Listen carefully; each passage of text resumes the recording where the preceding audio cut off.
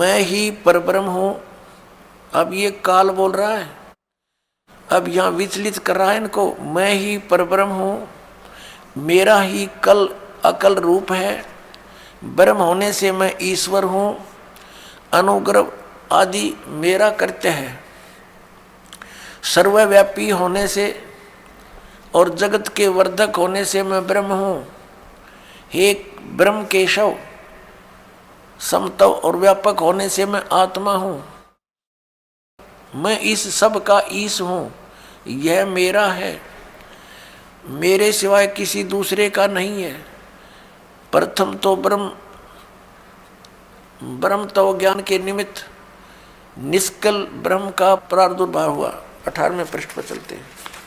इससे मैं अज्ञात रूप हूं, पीछे तुम्हें प्रगट दर्शन देने के निमित्त साक्षात ईश्वर, तत्क्षण ही मैं सगुण रूप हुआ हूं।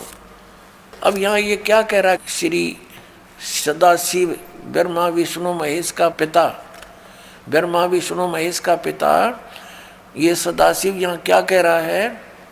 ये कह रहा है कि पहले तो ब्रह्म रूप हुआ वो स्तंभ, वो तो समझो मेरा निष्कल रूप है, निर्गुण रूप है मेरा, ये स्तंभ आया पिलर, और ईब में निर्गुण से सगुण हो गया, तुम्हारे सामने आया। अब देखो हम अपने उस प्रसंग पर आते हैं। हमने ये देखना है कि ब्रह्मा और विष्णु और ये शिव ये भगवान नहीं है, ये प्रभु नहीं है। ये प्रसंग था। यदि ये दास वैसे सिंपल कहकर छोड़ देता तो बहुत विरोध मान लेते भक्तजन, क्योंकि उन्होंने कोरा अज्ञान सुना हुआ है, ज्ञान नहीं सुना, सदग्रंथों का उनको ज्ञान नहीं, इसलिए सदग्रंथों को रूप करना अनिवार्य हो गया है। अब आगे ये क्या कहता है देखिएगा। ये पृष्ठ नंबर 18 अध्याय 10 चल रहा है, पृष्ठ नंबर 18 पे, और शिवपुराण वेदवेश्वर संहिता भाग 1 10वां अध्याय। हम यहाँ पढ़ते पढ़ते आगे 9वां अध्याय यहाँ समाप्त हो गया। जो हमने यहाँ पढ़ लिया, इससे मैं अज्ञात रूप हूँ, पीछे तुम्हें प्रगट देने के लिए निमित्त साक्षात ईश्वर, तत्क्षण ही मैं सगुण रूप हुआ हूँ। अब यहाँ नीचे आ जाएंगे इसके। इति श्री शिव महापुराणे विद्वेश्वर संहिता भाषा टीकायाम 9वां अध्याय, ये 9वां अध्याय इति हो गया, समाप्त हुआ। अब 10वां शुरू हो गया, ये 10वां। अब हम यहाँ 10वें में पढ़ रहे हैं नीचे। हे पुत्रों, ब्रह्मा और विष्णु को इनका पिता वो सदाशिव काल कह रहा, हे पुत्रों, यह कृत आपने तप से प्राप्त किया है, जो कि सृष्टि की उत्पत्ति और पालन कहता है, सो मैंने प्रसन्न होकर तुम्हें दिया है। इसी प्रकार दूसरे दो कृत रुद्र और महेश्वर को प्रदान किए हैं। अब देखो, जो दास सिद्ध करना चाहता है, एक तो ब्रह्मा और विष्णु और फिर रुद्र और महेश्वर, ये 4, इनसे 5वां है यू सदाशिव, जो ब्रह्मा विष्णु महेश जी के पिताजी हैं। और इनकी माता कौन है? वो दुर्गा है। वो भी दिखाएंगे आपको सदग्रंथ में, देवी पुराण के अंदर दिखाएंगे। अब यहाँ देखिएगा, यहाँ स्पष्ट हो गया कि ऊपर तो इन दोनों के विषय में बोला, हे पुत्रों, यह कृत आपने तब से प्राप्त किया है, जो कि सृष्टि उत्पत्ति और पालन कहता है। इन दोनों का ये जॉब है। मैंने प्रसन्न होकर तुम्हें दिया। देखो, हींग लगी ना फटकड़ी इसकी। तब तो कह रहा है कि तुमने तप किए, घोर तप किए।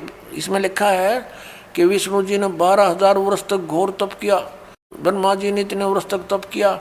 तो कहता है इस तप के बदले में मैंने खुश होकर तुम्हें दिया है। बता, इन की भलाई इन्हीं को सौंप दी। अपनी तरफ से क्या दिया इसने? पहले इनसे डले डुआई हठ योग करो, सिद्धि युक्त हो गए। अब फिर रिमोट अपने हाथ में लेकर इनको कहा तुम सृष्टि करो। सब जीवों को यहाँ पर स्थिति, उत्पत्ति, संहार ये अपने पुत्रों से करवाता है और स्वयं खाता है सबको। ये काल है। गीता जी अध्याय नंबर 11 के श्लोक नंबर 32 में कहता है, मैं काल हूँ अर्जुन, और अब प्रकट हुआ हूँ, अब आया हूँ मैं। अब प्रवृत्त हुआ हूँ। और श्री अर्जुन जी पूछ रहे हैं कि हे महानुभाव आप कौन हो, मैं आपसे परिचित नहीं हूँ। अरे अर्जुन का साला था श्री कृष्ण और उससे अपरिचित हो गया इतनी जल्दी, क्योंकि वो श्री कृष्ण था ही नहीं, श्री कृष्ण में प्रवेश वो काल था। और जब बाहर निकल कर देखा तो उसका इतना रूप हो बाहर निकल गया उससे, जब विराट रूप दिखाया श्री कृष्ण तो ओझल हो गया, दिखाई भी नहीं दे रहा था उनकी रोशनी के अंदर। और अर्जुन कह रहा पूछ रहा आप कौन हो, मैं आपको पहचान नहीं पा रहा हूँ। तो काल था, वो कहता मैं काल हूँ और सबका नाश करने के लिए अब प्रवृत्त हुआ हूँ। तो ये इनका पिता है।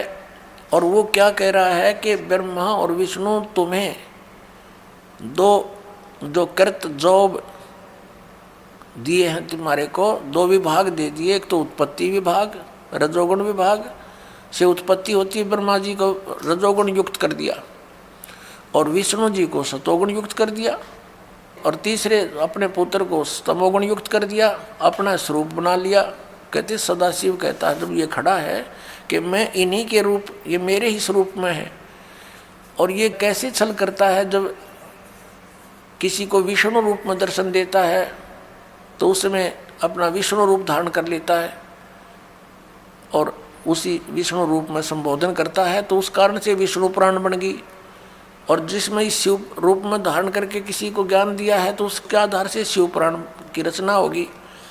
ये है वो काल जो कहता मैं कभी अपने ओरिजिनल रूप में किसी के समक्ष नहीं होता, मेरे कर्म और जन्म अलौकिक हैं।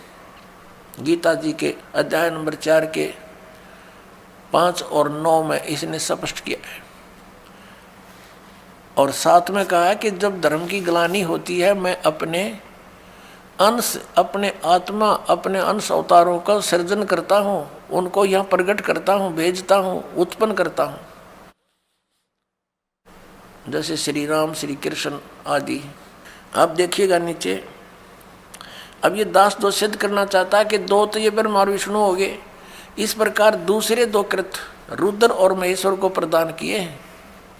दो अच्छी 4 हो गए ना, एक रुद्र एक महेश्वर, और 5वां यू बोलने लग रहा। अब आगे हम चलते हैं, ये प्रमाणित करते हैं। ये देखिएगा यहाँ पर, ये प्रश्न नंबर 19 है।